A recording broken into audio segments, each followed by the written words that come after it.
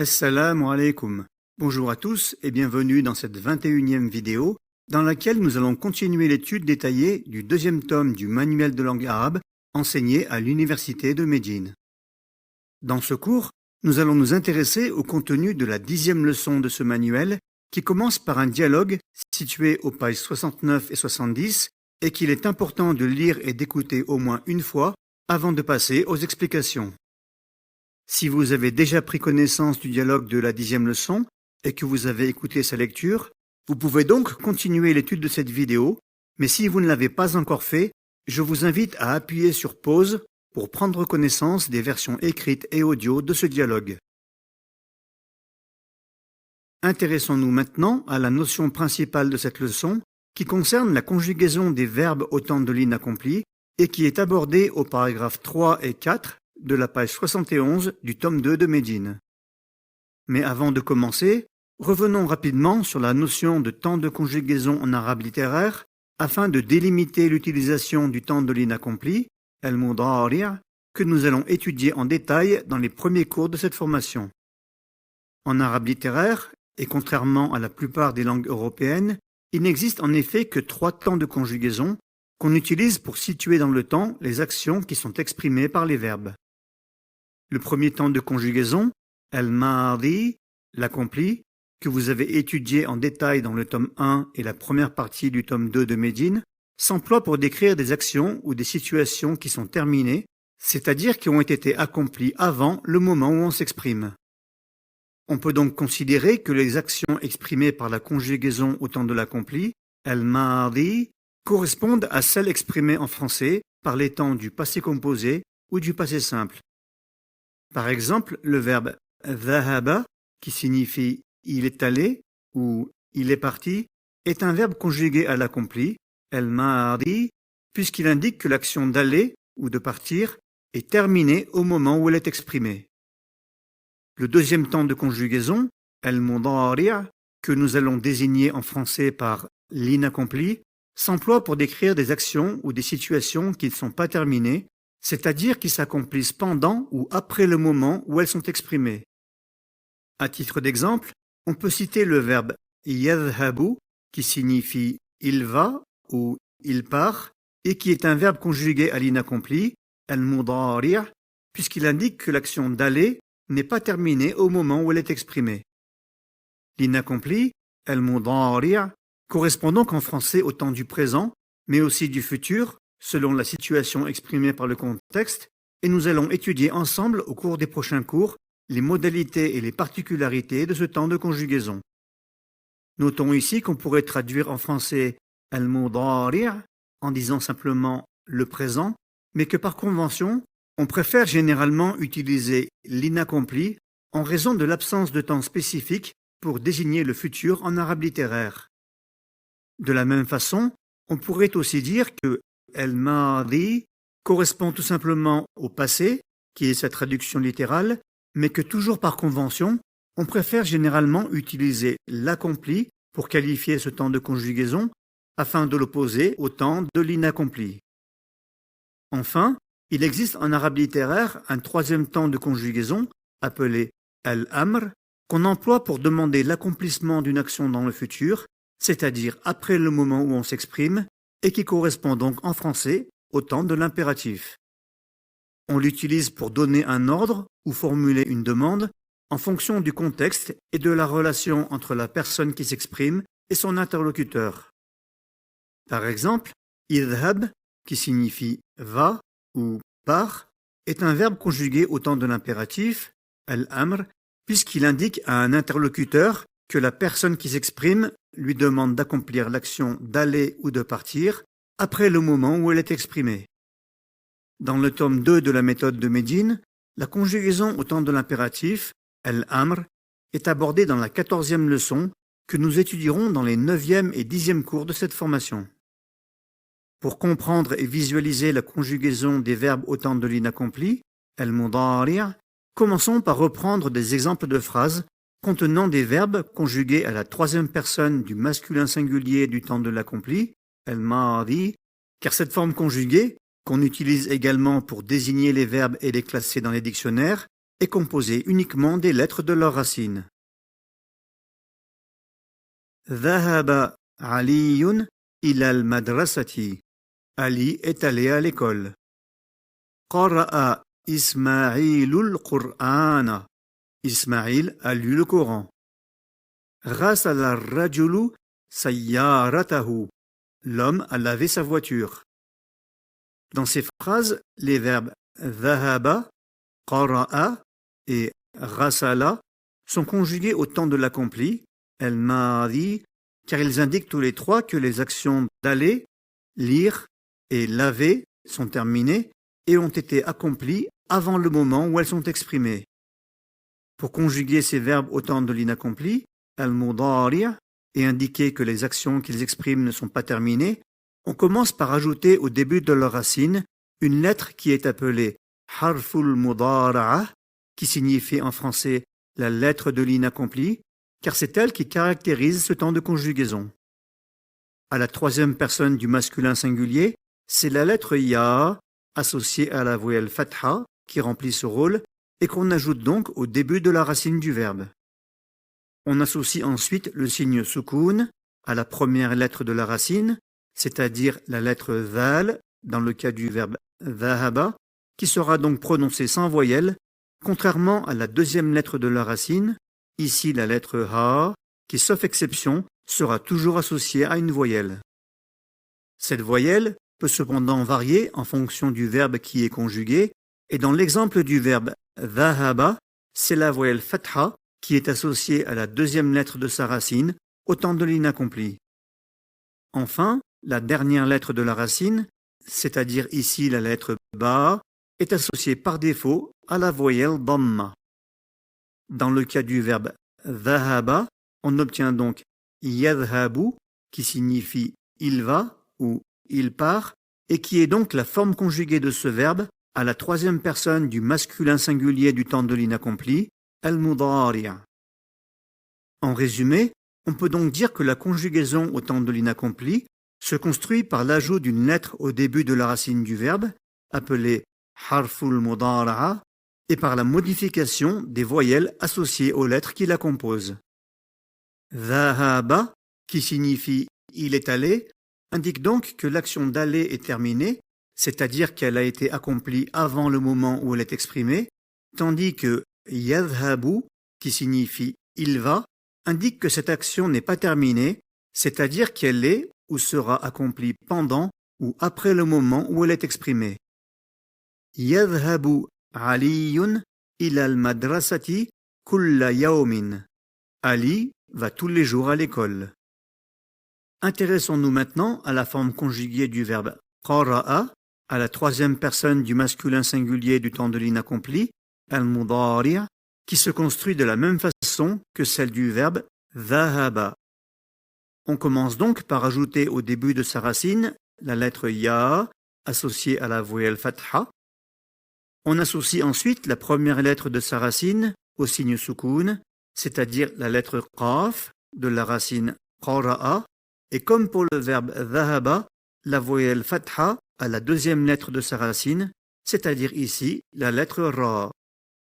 Enfin, on associe la voyelle dhamma à la troisième et dernière lettre de sa racine, ici la lettre hamza, ce qui nous permet d'obtenir la conjugaison yaqra'u, qui signifie il lit, et indique donc que l'action de lire n'est pas terminée au moment où elle est exprimée. Yaqra'u Ismaïlul Qur'ana kulla yawmin. Ismaïl lit le Coran tous les jours. Pour construire la conjugaison au temps de l'inaccompli du verbe rasala de la troisième phrase, c'est exactement le même principe, à l'exception de la deuxième lettre de sa racine qu'on associe à la voyelle kasra, car comme je vous l'ai indiqué, cette voyelle varie selon le verbe qui est conjugué. On obtient donc yarsilu, qui signifie il lave, et indique donc que l'action de laver n'est pas terminée au moment où elle est exprimée. Yarsilu rajulu sayyaratahu kulla usbu'in. L'homme lave sa voiture chaque semaine. Avant de continuer et d'étudier la conjugaison d'autres verbes au temps de l'inaccompli, j'aimerais vous faire 2 remarques au sujet de ces 3 phrases citées en exemple dans le manuel. La première concerne les actions exprimées par les verbes qui correspondent ici à des habitudes et indiquent donc qu'elles sont accomplies de manière récurrente et que sur la base de leur accomplissement au cours des jours ou des semaines précédentes, on présume qu'elles continueront à se produire après le moment où elles sont exprimées et qu'elles ne sont donc pas terminées. L'emploi du temps de l'inaccompli, al-mudari', ne se limite cependant pas aux actions récurrentes, mais s'applique à toutes celles qui ne sont pas terminées. Ce temps de conjugaison peut donc s'appliquer également aux actions qui sont accomplies au moment même où elles sont exprimées, ainsi qu'à celles qui sont prévues de se dérouler dans le futur, et nous aurons l'occasion d'observer de nombreux exemples dans la suite de cette formation. La deuxième remarque concerne l'emploi dans ces phrases du nom kulla, qui signifie tous ou chaque, et qui occupe dans ces phrases la fonction de complément de temps, zarfu zaman. Comme la plupart des compléments de temps, ce nom est ensuite annexé au nom yaum et usbu' qui indiquent la récurrence avec laquelle l'action est accomplie et occupe donc la fonction de mudafun ilayhi qui implique leur déclinaison au cas indirect et le marquage de leur terminaison par la voyelle kasra. Avant de terminer ce cours, il nous reste à clarifier la question de la voyelle associée à la deuxième lettre de la racine des verbes au temps de l'inaccompli, qui, comme je vous l'ai indiqué, varie selon le verbe que l'on souhaite conjuguer. Pour y voir plus clair, reprenons des exemples de verbes conjugués au temps de l'accompli, al-ma'adi, dans lesquels la voyelle associée à la deuxième lettre de la racine est variable d'un verbe à un autre et qui se divise en 3 catégories. La première catégorie, qui est de loin la plus nombreuse, regroupe les verbes dont la deuxième lettre de la racine est associée à la voyelle fatha et qu'on considère donc comme étant construits sur la forme fa'ala, puisque chacune de leurs 3 lettres sont associées à la voyelle fatha. Dans cette catégorie, on trouve par exemple les verbes kataba, écrire, jalasa, s'asseoir, et dhahaba, qui signifie aller ou partir. La deuxième catégorie, qui est un peu moins nombreuse, regroupe les verbes dont la deuxième lettre de la racine est associée à la voyelle kasra et qui sont donc construits sur la forme fa'ila, comme par exemple le verbe sami'a, qui signifie entendre. Enfin, il existe une troisième catégorie de verbes dont la deuxième lettre de la racine est associée à la voyelle dhamma, comme le verbe kabura, qui signifie grandir, et qui sont donc construits sur la forme fa'ula. Les verbes appartenant à cette catégorie sont cependant assez rares en arabe littéraire et leur conjugaison n'est pas abordée dans le tome 2 de la méthode de Médine. Avant de continuer, j'attire votre attention sur le fait que les formes de l'infinitif que j'ai mentionnées et qu'on utilise pour nommer et classer les verbes en français ne possèdent pas de réel équivalent en arabe littéraire. Les formes conjuguées de la troisième personne du masculin singulier de l'accompli, qu'on utilise pour nommer et classer les verbes en arabe littéraire, signifient donc en réalité « il a écrit »,« il s'est assis »,« il est allé »,« il a entendu » et « il a grandi ». Au temps de l'inaccompli, al-mudari', la voyelle associée à la deuxième lettre de la racine des verbes varie donc également d'un verbe à l'autre et il est donc possible qu'elle soit associée à la voyelle dhamma, comme dans la conjugaison yaktubu, qui signifie il écrit, ou parfois à la voyelle kasra, comme dans la conjugaison yajlisu, qui signifie il s'assoit, ou encore à la voyelle fatha, comme dans la conjugaison yadhabu, qui signifie il part ou il va. La conjugaison au temps de l'inaccompli, al-mudari', peut donc se construire selon les verbes sur les formes yaf'ulu, yaf'ilu ou yaf'alu, et la difficulté consiste ici à déterminer quelle voyelle doit être associée à la deuxième lettre de la racine du verbe. Cette difficulté ne concerne cependant que les verbes qui sont construits sur la forme fa'ala, au temps de l'accompli, al-madi, car en dehors de quelques rares exceptions, les verbes construits sur la forme fa'ila, au temps de l'accompli, se conjuguent tous sur la forme yaf'alu, au temps de l'inaccompli. C'est le cas du verbe sami'a, de notre exemple, qui devient à l'inaccompli yasma'u, il entend, ainsi que celui du verbe fahima, qui signifie il a compris, qui devient donc à l'inaccompli yafhamu, il comprend. La question se pose donc uniquement pour les verbes construits à l'accompli sur la forme fa'ala, pour lesquels il n'existe malheureusement aucun moyen de déterminer la voyelle associée à la deuxième lettre de la racine au temps de l'inaccompli. Il est donc nécessaire d'apprendre pour chaque nouveau verbe de cette catégorie les deux formes conjuguées des temps de l'accompli, al-madi, et de l'inaccompli, al-mudari'.